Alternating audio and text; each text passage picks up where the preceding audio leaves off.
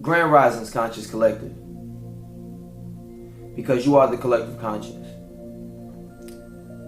If I were to ask you, what is the opposite of love? You would most likely tell me hate. But I think that hate is just a tree that bears more fruit of hate. And the tree stems from a root. What's the root? The root is anything that takes place in reality that causes hate to arise. But the root even stems from a seed. So what's the seed? The seed is the opposite of love. The seed is fear. Fear is the opposite of love. If up here is God, heaven, love, a brand new job, a brand new car, liberation, then down here is hell, devil, failure, fear. The opposite of the same spectrum. And you are here in the middle.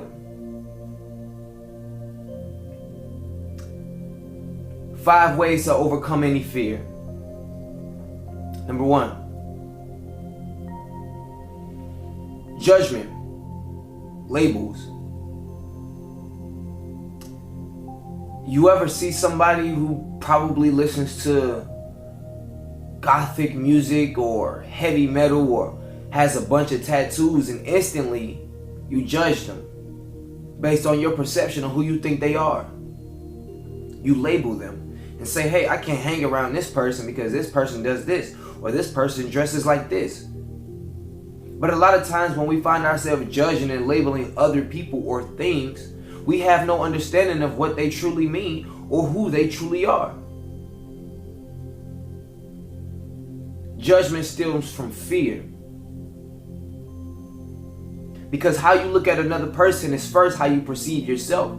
That perception has to be within you for you to externalize it on somebody else.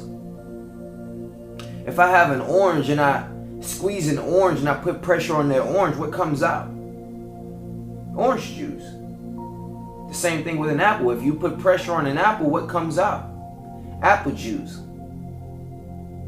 Nothing can come from something that first doesn't have it within it.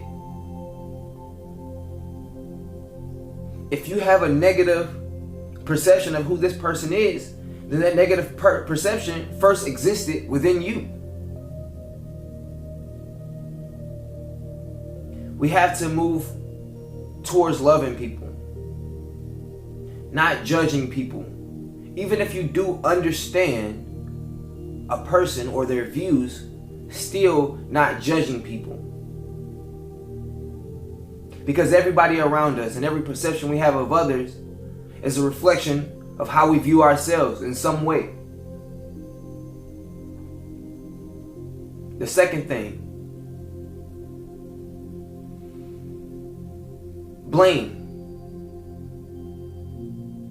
Giving away your power, giving away your energy, externalizing your power. We have to stop blaming people or blaming events for why something didn't happen in our lives the way we wanted it to. Oh, I had this good message that I wanted to share with everybody, but I got a message saying that it wasn't the right time to do so. It rained today. Maybe I shouldn't go out today. We're giving our power away and making excuses for why we can't do better. Somebody called me a bad word. Somebody showed up late for work. Now I have to stay and work their shift. Oh, I didn't like what this person said. I didn't like what this person did to the next person. So I'm going to become angry. I'm going to react to what they're doing and how they are making me feel. How they're making you feel? I've been guilty of this myself, and to this day I'm still guilty of it. We externalize our power. We give our power away to other things, other ideas of others, and our own ideas, so that we won't have to take responsibility for the fact that we are in control of our own lives. It feels a lot easier to say, hey, I failed at this task because of that person, rather than to say, I failed because of my own negligence. It's easier to blame the teacher and say, oh, well, the teacher gave the assignment out late. Oh, well, the teacher didn't explain properly.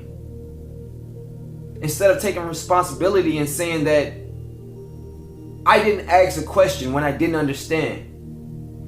I didn't ask the teacher, how could I utilize the time that was given to me and be more efficient in completing my assignments? We have to start taking responsibility for ourselves. We have to stop giving our power away and be in control, because the moment you decide to take back your control,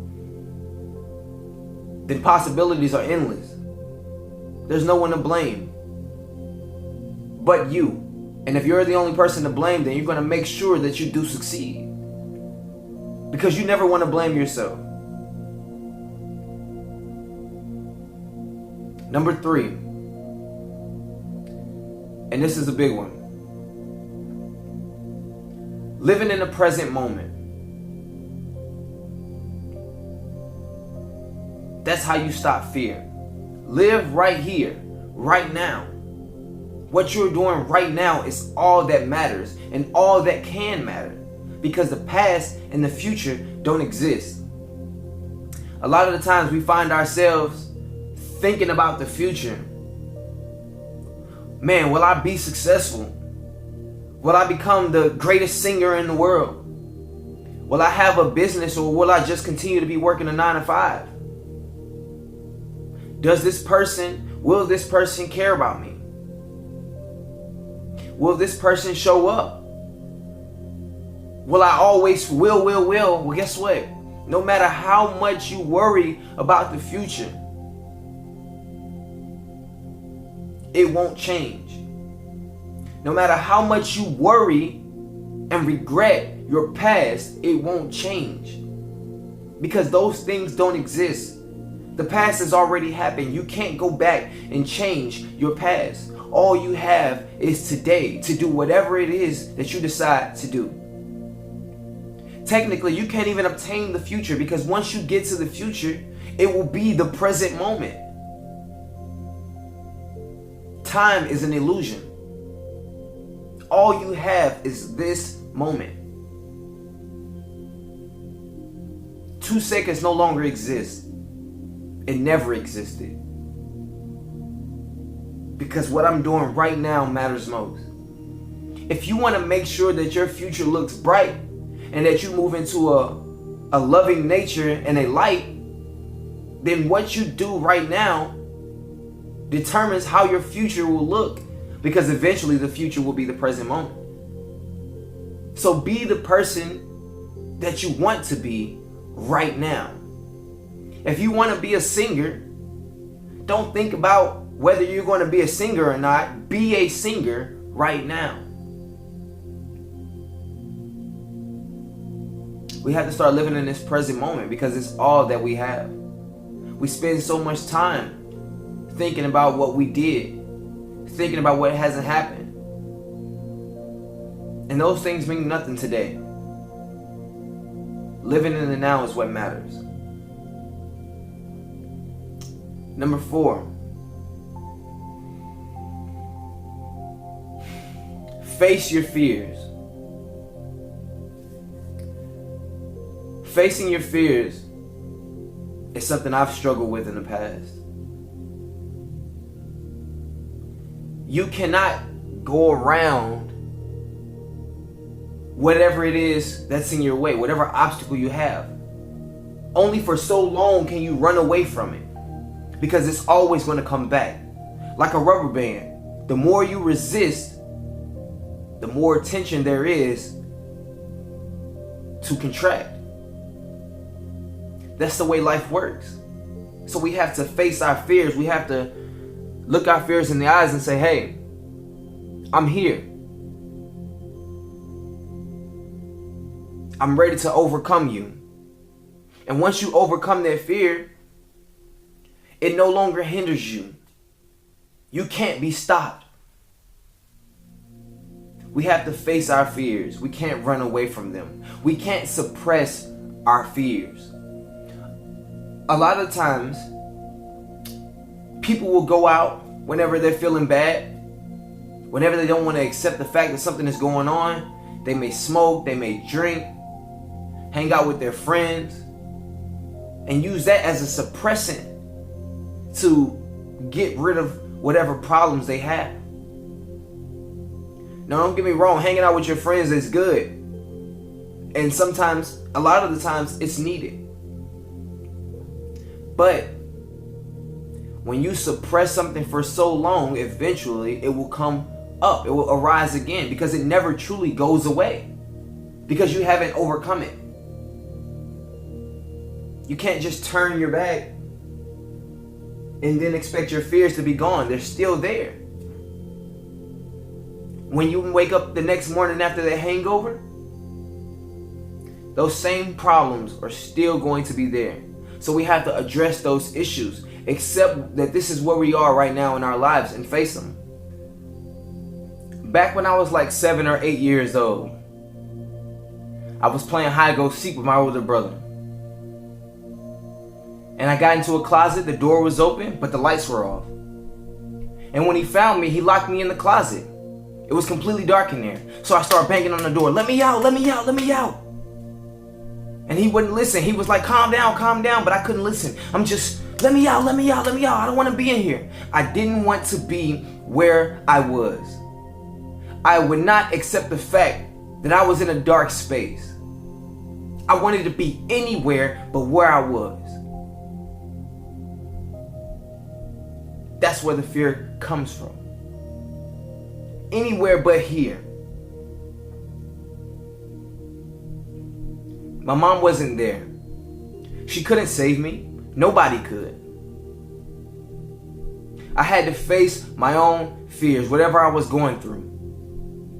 I was going through a lot. And he said, I'm not going to let you out this closet until you calm down and listen to me.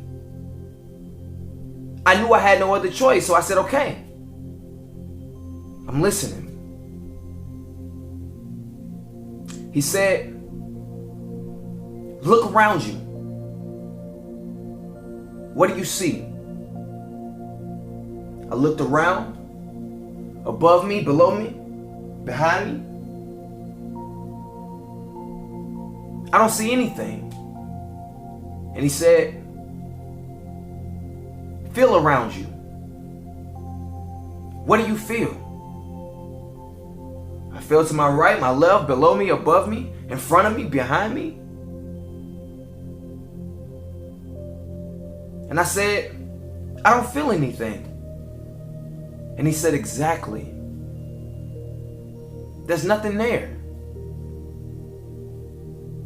It was from that moment on I realized that whatever it was I was afraid of, I made up for myself. I imagined to be there myself because it wasn't in the closet when I first got there. I imagined some monster to be watching me or be in the closet with me. And I made myself afraid of something I didn't have to be afraid of. From that moment on, I understood and I was never afraid of darkness again.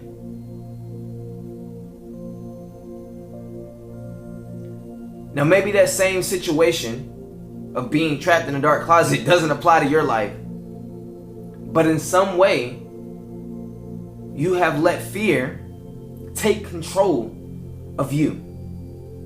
And that's what I mean when I say we have to take back. We got to not make excuses, not put blame on other events for why we are fearful of something. We have to face those fears. not give our powers away. It's easy to say, hey, could you not turn the lights off because when I was 7, blah, blah, blah, blah, blah, and now 15 years later, I'm still afraid of no. Anybody can say that. But it means a lot more to say, hey, could you go ahead and turn those lights off? Because I'm comfortable with it being dark in here. I know who I am. And I know that I have nothing to be afraid of. You find peace with knowing who you are. You find peace with yourself no matter the situation.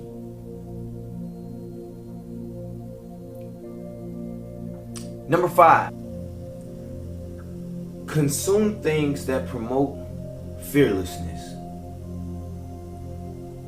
Don't consume things that promote fear. A lot of the food we eat promotes fear. 9 times out of the 10, when an animal is slaughtered, or probably 10 times out of 10, when an animal is slaughtered in fear. That animal dies in fear. There is no good way for that animal to die. So that fear is then transferred to you. Now, that fear may not be transferred as in, oh my gosh, I'm going to be slaughtered. But the symptoms of that transition fear manifest themselves in ways as such as depression, stress, aggravation, anger, forgetfulness, unforgivingness, and a ton of other ways. So we must consume things that do good for the body. A healthy body promotes a healthy mind. A healthy mind promotes a healthy body. Consume things that are more along a plant-based diet.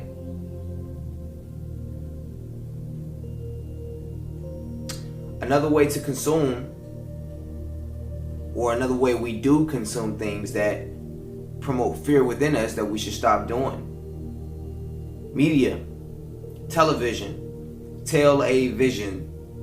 We are being told on a daily basis how to think and how to perceive the world around us. If you've ever been on YouTube or Facebook and you're watching a video and somebody says something that you don't like or that makes you upset, and you find yourself getting angry and you get those tingly feelings all over your body, saying, oh, if that was me, I would have said this. Or talking to the screen, shut up, I would have done this if she would have said this to me. This person in this video could have changed their entire lifestyle. They could be a life coach. They could be a lifeguard. They could have changed the way and apologized to everybody for what they did and what they said. But 20 years later, here you are watching this old video and creating a negative environment for yourself based on something that no longer exists. So we have to start consuming things that empower us. Ask yourself, whenever you're watching these videos, whenever you're reading these comments or arguing with somebody on Facebook, is this serving me? Is this empowering me? Or is this disempowering me? We have to stop feeding into these energy vampires, because in your attempt to consume information or prove a point, we are being consumed by the very thing we are trying to consume. And then a lot of times we can't control it, because we do it so much, it's become muscle memory. It's become repetitive. Whatever we give our attention to the most magnifies. Whatever we give our attention to grows. Whatever we focus on grows. So every time we respond to a situation with something negative and become angry, We're actually teaching our bodies, hey, this is how we want to respond. How does that work? Have you ever been in a situation where you're about to address someone that you were upset with, and you're on the outside of a door finna walk in, and you're saying to yourself, okay, before I get in there, I'm not going to yell, I'm not going to get upset, I'm not going to raise my voice, I'm not going to throw anything, I'm not going to say anything that hurts their feelings. And then the moment you get inside the room, here you are doing all the things that you said you would not do. Why does that happen? It's not because we're incompetent or we're incapable or we can't control ourselves. It's because our body is already controlling us. We've already started responding with the sensations on our body way before we even get inside the room. If you're angry, if somebody says something to you and you react with anger or bad words or bad gestures, you're actually teaching your body to remember these sensations. When you're angry, or any emotion, is actually a physical sensation on the body. So if I get a certain sensation whenever somebody makes me angry, and then I respond by cursing them out or yelling while that sensation is there, remember, because it's a muscle memory, I'm actually training my body to respond in this way every time this sensation arises. So now it's like, hey, the body's saying, because you've responded this way 100 times in the past, whenever somebody has said this or that and this sensation comes up, I know how you want to respond. The body doesn't know good from bad, right from wrong, or positive from negative. The body is your vehicle. The body is trying to make your life easier by pre-doing whatever it is that you already want to do. So, whenever the sensation comes up, the body says, hey, I know how this person is going to respond, so let me go ahead and do their job for them. And as soon as you step in that door, guess what? The body knows what type of situation you are in, so it raises that emotion that you're already feeling. And here you are, blah, blah, blah, blah, blah, yelling at the other person, cursing at the other person. So we have to start retraining our bodies to not respond to these negative emotions and negative sensations. And a good way to do that is, don't be consumed in your attempt to consume information or proof points or anything that promotes fear within you. This is how we move into a loving space, a better space. Eat healthier foods. Move towards a more plant-based diet. My name is Marquise Black. Thank you for watching this video. Please subscribe, like the video, comment, let me know what you did or did not like about this video and what you would like to see next. Until then, peace and much love.